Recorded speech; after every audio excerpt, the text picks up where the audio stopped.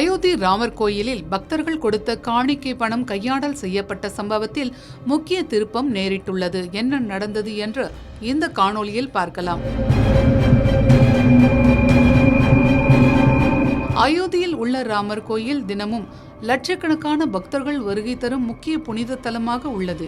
கோயிலில் நிறுவப்பட்டுள்ள நன்கொடை பெட்டிகள் மூலம் தினமும் பெருமளவில் பணம், வெள்ளி, தங்கம் உள்ளிட்ட விலை மதிப்புள்ள பொருட்கள் காணிக்கையாக பெறப்பட்டு வருகின்றன. இந்நிலையில் கடந்த ஜூன் 13ஆம் தேதி சமாஜ்வாதி கட்சியின் முன்னாள் எம்எல்ஏ மற்றும் எதிர்க்கட்சி தலைவர்கள் அயோத்தி ராமர் கோயிலில் பக்தர்கள் கொடுத்த காணிக்கை பணம் மற்றும் மதிப்புமிக்க பொருட்களில் முறைகேடு நடந்துள்ளதாக குற்றம் சாட்டினர். குறிப்பாக கோயில் காணிக்கை பெட்டியில் வசூலான 7.5 கோடி ரூபாய் வரை காணாமல் போயிருக்கலாம் என்றும், காணிக்கை என்னும் முறையில் போதிய வெளிப்படைத்தன்மை இல்லை எனவும் எதிர்க்கட்சிகள் கேள்வி எழுப்பினர்.